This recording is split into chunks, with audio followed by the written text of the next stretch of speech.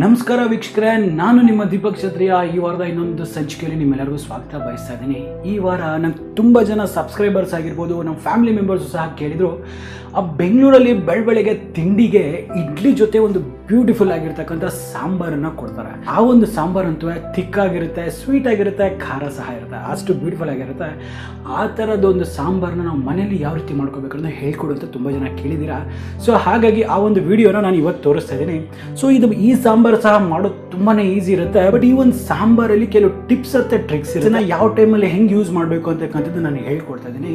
So ಮತ್ತು ಇನ್ಯಾವುದೇ ತಡ ಮಾಡಿದಿರಾ ನಡೀರಿ, ಈ ಒಂದು ಬ್ಯೂಟಿಫುಲ್ ಆಗಿರ್ತಕ್ಕಂಥ ಇಡ್ಲಿ ಜೊತೆ ಮಾಡೋ ಸಾಂಬಾರನ್ನ ಹೋಟೆಲ್ ಶೈಲಿಯಲ್ಲಿ ಯಾವ ರೀತಿ ಮಾಡ್ತಾರೆ ಅಂತಕ್ಕಂಥದ್ದನ್ನು ನೋಡುವ. ನಡೀರಿ.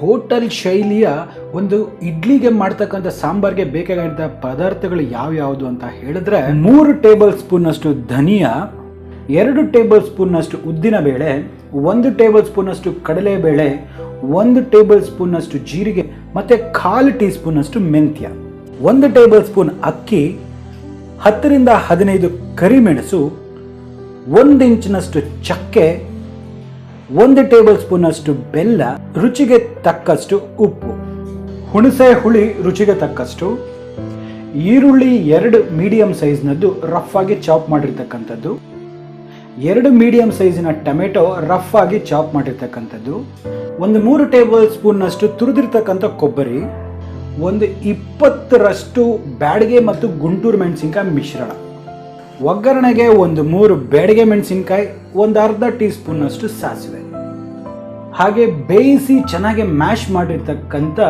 ತೊಗರಿ ಬೇಳೆ. ನೋಡಿ, ಇಲ್ಲಿ ಒಂದು ಪ್ಯಾನ್ ಅನ್ನು ನಾನು ಬಿಸಿ ಮಾಡ್ಲಿಕ್ಕೆ ಇಟ್ಟಿದ್ದೀನಿ. ಪ್ಯಾನು ಸಹ ಚಂದ ಬಿಸಿ ಆಗಿದೆ. ಸೊ ಈಗ ಇದರಲ್ಲಿ ಈ ಒಂದು ಧನಿಯಾ, ಈ ಉದ್ದಿನ ಬೇಳೆ,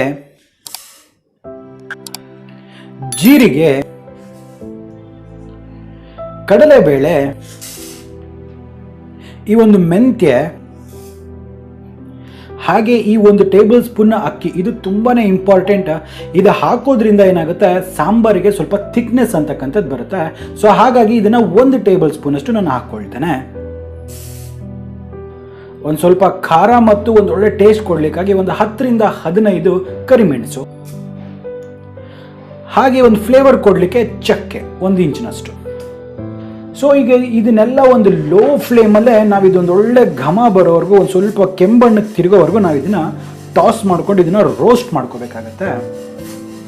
ಅರೌಂಡ್ ಇದು 2 ರಿಂದ 3 ನಿಮಿಷಗಳ ಕಾಲ, ಅಥವಾ ಇದು ಒಂದು ಒಳ್ಳೆ ಪರಿಮಳ ಬೀರುತ್ತೆ ಅಲ್ಲಿವರೆಗೂ ನಾವು ಇದನ್ನ ಚಂದವಾಗಿ ಇದನ್ನ ಹುರ್ಕೋಬೇಕಾಗತ್ತೆ. ನೋಡಿ, ಈಗ ಇದು ಪರ್ಫೆಕ್ಟ್ ಆಗಿ ಇದು ರೋಸ್ಟ್ ಆಗಿದೆ. ನೋಡಿ, ಇಷ್ಟು ಮಾತ್ರ ರೋಸ್ಟ್ ಆಗ್ಲಿಕ್ಕೆ ನನಗೆ ಒಂದು 3 ರಿಂದ 4 ನಿಮಿಷಗಳ ಕಾಲ ಬೇಕಾಯಿತು. ಇಷ್ಟ ಆದರೆ ಮಾತ್ರ ಒಂದು ಒಳ್ಳೆ ಘಮ ಬರುತ್ತೆ. ನೀವು ನೋಡ್ತಿರ್ಬೋದು, ಕಲರ್ ಸಹ ಬ್ಯೂಟಿಫುಲ್ ಆಗಿ ಟರ್ನ್ ಆಗಿದೆ. ಸೊ ಯಾವುದೇ ಕಾರಣಕ್ಕೆ ನಾವು ಇದನ್ನ ಸೀದಿಸಬಾರ್ದು. ಸೊ ಇವಾಗ ಇದು ಪರ್ಫೆಕ್ಟ್ ಆಗಿದೆ. ಇದನ್ನೆಲ್ಲವೇ ನಾನು ಒಂದು ಪ್ಲೇಟಲ್ಲಿ ಹಾಕ್ಕೊಳ್ತೇನೆ. ಸೊ ಇದನ್ನ ನಾವು ಇದೇ ರೀತಿ ತಣ್ಣಗಾಗ್ಲಿಕ್ಕೆ ಬಿಡುವ. ನೋಡಿ, ಈಗ ಇದೇ ಬಾಣಲೆಯಲ್ಲಿ ಈ ಒಣಮೆಣಸಿನಕಾಯಿಗಳನ್ನೆಲ್ಲನೂ ಹಾಕೊಳ್ಳುವ. ಇದರೊಟ್ಟಿಗೆ 3 ಎಸಳಿನಷ್ಟು ಈ ಕರಿಬೇವಿನ ಸೊಪ್ಪನ್ನ ಹಾಕೊಳ್ತೇನೆ. ಸೊ ನಾವು ಈಗ ಇದನ್ನ ಚೆನ್ನಾಗಿ ಡ್ರೈ ರೋಸ್ಟ್ ಮಾಡಬೇಕಾಗತ್ತೆ.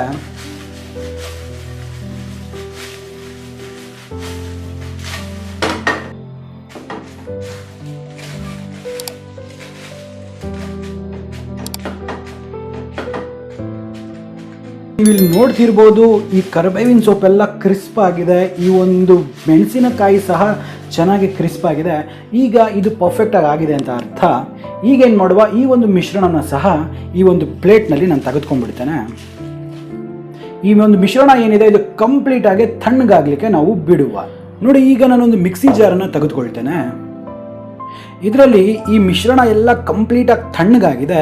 ನೆನಪಿರಲಿ, ಕಂಪ್ಲೀಟಾಗಿ ತಣ್ಣಗಾದ ನಂತರ ಮಾತ್ರ ನೀವು ಮಾಡಬೇಕು. ಇದನ್ನೆಲ್ಲನೂ ನಾನು ಈ ಮಿಕ್ಸಿ ಜಾರ್ನಲ್ಲಿ ಹಾಕ್ಕೊಳ್ತೇನೆ.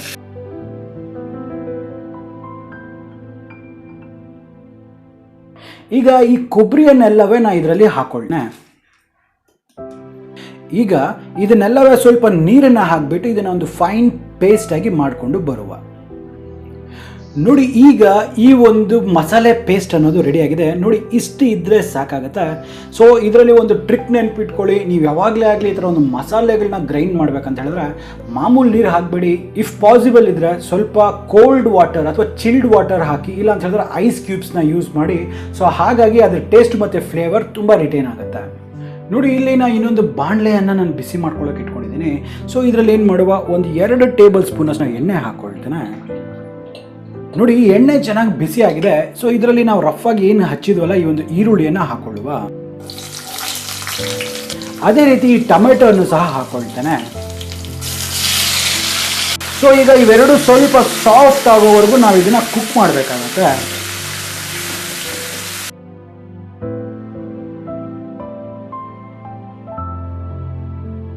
ಹಾಗಾಗಿ ಒಂದು 70% ಆದರೆ ಸಾಕಾಗುತ್ತೆ. ಸೊ ಹಾಗಾಗಿ ನಾನು ಈ ಲಿಡ್ಡನ್ನು ಕ್ಲೋಸ್ ಮಾಡಿಬಿಟ್ಟು ಒಂದು 2 ನಿಮಿಷದ ಕಾಲ ಹೈ ಫ್ಲೇಮಲ್ಲಿ ಇದನ್ನು ಇದೇ ರೀತಿ ಬೇಯೋದಕ್ಕೆ ಬಿಡ್ತೇನೆ. ನೋಡಿ ವೀಕ್ಷಕರ, ಈಗ ಒಂದು 3 ನಿಮಿಷ ಆಗಿದೆ. ಸೊ ಈಗ ಈ ಲಿಡ್ಡನ್ನು ಓಪನ್ ಮಾಡ್ತೇನೆ. ಈ ಒಂದು ಈರುಳ್ಳಿ ಮತ್ತು ಟೊಮೆಟೊ ಬ್ಯೂಟಿಫುಲ್ ಆಗಿ ಕುಕ್ ಆಗಿದೆ. ಇಷ್ಟು ಮಾತ್ರ ಆದರೆ ನಮಗೆ ಸಾಕಾಗುತ್ತೆ. ಸೊ ಈಗ ಇದರಲ್ಲಿ ಏನು ಮಾಡುವ ಅಂತ ಹೇಳಿದ್ರೆ, ಈ ಮಸಾಲೆ ಏನು ನಾವು ಮಾಡಿಟ್ಕೊಂಡಿದ್ವಲ್ಲ, ಈ ಮಸಾಲೆಯನ್ನು ನಿಮ್ಗೆ ಎಷ್ಟು ಬೇಕೋ ಅಷ್ಟನ್ನು ಹಾಕ್ಕೊಳ್ಳುವ.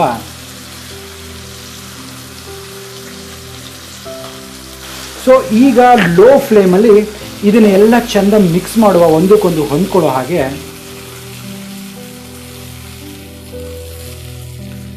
ನೋಡಿ, ಈ ಮಸಾಲೆ ಒಟ್ಟಿಗೆ ರುಚಿಗೆ ತಕ್ಕಷ್ಟು ಉಪ್ಪನ್ನ ಹಾಕ್ಕೊಳ್ತೇನೆ. ಸೊ ಈಗ ಇದೇ ರೀತಿ ಈರುಳ್ಳಿ ಮತ್ತು ಈ ಒಂದು ಟೊಮೆಟೊ ಜೊತೆ ಈ ಒಂದು ಮಸಾಲೆಯನ್ನು ಚೆಂದ ಒಂದು 2 ನಿಮಿಷದವರೆಗೂ ಇದೇ ರೀತಿ ಹುರಿಯುವ.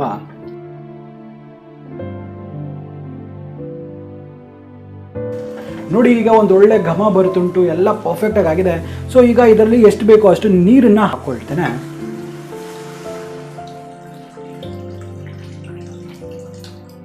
ಈ ನೀರನ್ನು ನಿಮ್ಮ ಕನ್ಸಿಸ್ಟೆನ್ಸಿಯನ್ನು ನೋಡಿ ನೀವು ಬೇಕಾದ್ರೆ ಅಡ್ಜಸ್ಟ್ ಮಾಡ್ಕೋಬಹುದು.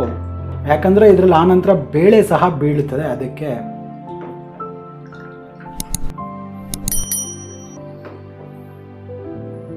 ಸೊ ಈಗ ಫ್ಲೇಮನ್ನು ಹೈ ಮಾಡಿಬಿಟ್ಟು ಇದು ಒಂದು ಕುದಿ ಬರೋವರೆಗೂ ನಾವು ಕುದಿಸ್ಬೇಕಾದ್ರೆ. ನೋಡಿ ಸ್ನೇಹಿತರೆ, ಈಗ ಈ ಒಂದು ಮಸಾಲೆ ಚೆನ್ನಾಗಿ ಕುದೀತಾ ಇದೆ. ಈ ಲಿಡ್ಡನ್ನ ಓಪನ್ ಮಾಡುವ. ಆಹಾ, ಸ್ಮೆಲ್ ಅಂತೂ ಮನೆ ತುಂಬೋಗ್ಬಿಟ್ಟಿದೆ, ಅಷ್ಟು ಬ್ಯೂಟಿಫುಲ್ ಆಗಿ ಬರ್ತಾ ಇದೆ. ನೋಡಿ, ಈ ಮಸಾಲೆಯ ಹಸಿ ವಾಸನೆ ಸಹ ಹೋಗಿದೆ. ಸೊ ಈಗ ಏನು ಮಾಡುವ ಅಂತ ಹೇಳಿದ್ರೆ, ನೋಡಿ ಸ್ನೇಹಿತರೆ, ಈಗ ಈ ಮಸಾಲೆ ಎಲ್ಲ ಪರ್ಫೆಕ್ಟಾಗಿ ಕುದೀತಾ ಇದೆ. ಇದರಲ್ಲಿ ನಾವು ಆಗಲೇ ಬೇಯಿಸಿ ಚೆನ್ನಾಗಿ ಮ್ಯಾಶ್ ಮಾಡಿದ್ವಲ್ಲ, ಈ ಒಂದು ತೊಗರಿ ಬೇಳೆಯನ್ನು ಹಾಕೋಬೇಕಂದ್ರೆ ಸ್ವಲ್ಪ ಹುಷಾರಾಗಿ ಹಾಕ್ಕೊಳ್ಳಿ. ಈಗ ಇದರಲ್ಲಿ ಈ ಹುಣಸೆ ಹಣ್ಣಿನ ಹುಳಿ ಸಹ ಹಾಕೊಳ್ಳುವ. ನೋಡಿ, ಈಗ ಈ ಬೆಲ್ಲದ ಪುಡಿಯನ್ನು ನಾನು ಹೆಚ್ಚು ಕಮ್ಮಿ 1 ಟೇಬಲ್ ಸ್ಪೂನ್ ಅಷ್ಟು ಹಾಕ್ಕೊಳ್ತಾ ಇದ್ದೀನಿ. ಇದು ಮಾತ್ರ ಮಸ್ಟ್, ಇದನ್ನು ಮಾತ್ರ ಸ್ಕಿಪ್ ಮಾಡೋಕ್ಕೆ ಹೋಗಬೇಡಿ. ಇದು ಮಾತ್ರ ಬೇಕೇ ಬೇಕು. ನಿಮ್ಗೆ ಇನ್ನು ಸ್ವಲ್ಪ ಸ್ವೀಟ್ ಬೇಕಂದ್ರೆ ಇದನ್ನು ನೀವು ಅಡ್ಜಸ್ಟ್ ಮಾಡ್ಕೋಬಹುದು. ಈಗ ಈ ಸಾಂಬಾರನ್ನ ಚೆನ್ನಾಗಿ ಇದರಲ್ಲಿ ಚೆನ್ನಾಗಿ ಕುದೀಲಿಕ್ಕೆ ಬಿಡಬೇಕಾಗ್ತದೆ. ನೀವು ಈ ಒಂದು ಸಂದರ್ಭದಲ್ಲಿ ನೀವು ಇದನ್ನು ಟೇಸ್ಟ್ ಮಾಡಿ ನೋಡಿ. ಈ ಇಡ್ಲಿಗೆ ಮಾಡ್ತಕ್ಕಂಥ ಸಾಂಬಾರಲ್ಲಿ ಒಂದು ಇಂಪಾರ್ಟೆಂಟ್ ಥಿಂಗ್ ಏನಂತ ಹೇಳಿದ್ರೆ, ಇದರಲ್ಲಿ ಪ್ರತಿಯೊಂದು ಅಂತ ಹೇಳಿದ್ರೆ ಉಪ್ಪು, ಖಾರ, ಹುಳಿ ಮತ್ತು ಸಿಹಿ ಸಹ ಇರಬೇಕಾಗತ್ತೆ. ಹಾಗಾಗಿ ನೀವು ಎಲ್ಲದನ್ನ ಪರ್ಫೆಕ್ಟಾಗಿ ಬ್ಯಾಲೆನ್ಸ್ ಮಾಡಿಯೇ ನೀವು ಇದನ್ನು ಮಾಡ್ಕೋಬೇಕಾಗತ್ತೆ. ಈ ಟೈಮಲ್ಲಿ ನಿಮ್ಗೆ ಇನ್ನು ಸ್ವಲ್ಪ ಖಾರ ಬೇಕು ಅಂತ ಹೇಳಿದ್ರೆ ನೀವು ಇದರಲ್ಲಿ ಸ್ವಲ್ಪ ಮೆಣಸಿನ ಪುಡಿಯನ್ನು ಸಹ ಹಾಕ್ಕೋಬಹುದು. ನೋಡಿ ಸ್ನೇಹಿತರೆ, ಇದರಲ್ಲಿ ಸ್ವಲ್ಪ ಉಪ್ಪು ಕಮ್ಮಿ ಇದೆ, ಅದಕ್ಕೆ ನಾನು ಸ್ವಲ್ಪ ಉಪ್ಪನ್ನು ಹಾಕ್ಕೊಳ್ತೇನೆ. ಹಾಗೆ ಇನ್ನು ಸ್ವಲ್ಪ ಹುಳಿಯನ್ನು ಸಹ ಹಾಕ್ಕೊಳ್ತೇನೆ. ನೋಡಿ, ಈಗ ಇದನ್ನು ಚಂದ ಒಂದ್ಸತಿ ಹೀಗೆ ಮಿಕ್ಸ್ ಮಾಡುವ. ನೋಡಿ, ಈಗ ಇದನ್ನು ಒಂದು 10 ನಿಮಿಷದಿಂದ ಒಂದು 15 ನಿಮಿಷಗಳ ಕಾಲ ಲೋ ಫ್ಲೇಮಲ್ಲಿ ಇದೇ ರೀತಿ ಕುದಿಯೋದಕ್ಕೆ ಬಿಟ್ಬೇಡ. ಒಂದೆಲ್ರಿಗೂ ಒಂದು ಕಿವಿ ಮಾತು, ಈ ಒಂದು ಸಾಂಬಾರು ಎಷ್ಟು ಜಾಸ್ತಿ ಹೊತ್ತು ಕುದಿಯುತ್ತೋ, ಎಷ್ಟು ಜಾಸ್ತಿ ಹೊತ್ತು ಕುಕ್ ಆಗುತ್ತೋ ಅಷ್ಟು ಟೇಸ್ಟ್ ಜಾಸ್ತಿ ಇರುತ್ತೆ. ನೀವು ನೋಡಿರ್ಬೋದು ಹೋಟ್ಲುಗಳಲ್ಲಿ ಆ ಸಾಂಬಾರನ್ನ ಒಂದು ಕಡೆ ಮೂಲೆಯಲ್ಲಿ ಕುಕ್ ಆಗೋದಕ್ಕೆ ಬಿಟ್ಬಿಡ್ತಾ ಇರ್ತಾರೆ. ಸೊ ಅದಕ್ಕಾಗಿ ಆ ಹೋಟೆಲ್ಸಲ್ಲಿ ಅಷ್ಟು ಬ್ಯೂಟಿಫುಲ್ ಟೇಸ್ಟ್ ಇರುತ್ತೆ. ಈಗ ಈ ಒಂದು ಬ್ಯೂಟಿಫುಲ್ ಸಾಂಬಾರು ಅಂತಕ್ಕಂಥ ಚೆನ್ನಾಗಿ ಕುದ್ದಿದೆ. ಈಗ ಈ ಒಂದು ಸಾಂಬಾರು ಅಂತಕ್ಕಂಥದ್ದು ರೆಡಿ ಆಗಿದೆ. ಸೊ ಈಗ ಈ ಒಗ್ಗರಣೆ ಯಾವ ರೀತಿ ಕೊಡಬೇಕು ಅಂತಕ್ಕಂಥದ್ದು ನೋಡಿ. ಇಲ್ಲಿ ನಾವು ಒಂದು ಒಗ್ಗರಣೆಗೆ ಒಂದು ಸಣ್ಣ ಬಾಣಲೆ ತೊಗೊಂಡಿದ್ದೀನಿ. ಇದರಲ್ಲಿ ಒಂದು 2 ಟೇಬಲ್ ಸ್ಪೂನ್ ಅಷ್ಟು ಮತ್ತೆ ಎಣ್ಣೆ ಹಾಕ್ಕೊಳ್ತೇನೆ. ನೋಡಿ, ಎಣ್ಣೆ ಚೆನ್ನಾಗಿ ಕಾದಿದೆ. ಇದರಲ್ಲಿ ಸಾಸಿವೆಯನ್ನು ಹಾಕ್ಕೊಳ್ತೇನೆ. ನೋಡಿ, ಸಾಸಿವೆ ಎಲ್ಲ ಸಿಡಿತಿದೆ. ಅದರಲ್ಲಿ ಈ ಒಂದು ಮೆಣಸಿನಕಾಯಿನ ಹಾಕ್ಕೊಳ್ತೇನೆ. ಹಾಗೆ ಒಂದು ಎಸಳು ಅಷ್ಟು ಕರಿಬೇವಿನ ಸೊಪ್ಪನ್ನು ಹಾಕ್ಕೊಳ್ತೇನೆ.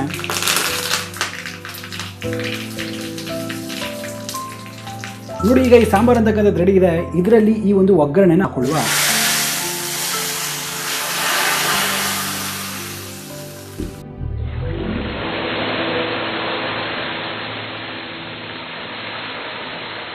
ನೋಡಿದ್ರಲ್ಲ ಸ್ನೇಹಿತರೆ, ಬೆಂಗಳೂರು ದರ್ಶಿನಿ ಹೋಟೆಲ್ಸಲ್ಲಿ ಆಗಿರ್ಬೋದು, ಅಡಿಗಾಸ್ ಹೋಟೆಲ್ಸಲ್ಲಿ ಆಗಿರ್ಬೋದು, ಬೆಳಿಗ್ಗೆ ಹೊತ್ತು ತಿಂಡಿಗೆ ಇಡ್ಲಿ ಜೊತೆಗೆ ಮಾಡಿ ಕೊಡ್ತಕ್ಕಂಥ ಈ ಒಂದು ಸಾಂಬಾರ್ ರೆಡಿಯಾಗಿದೆ.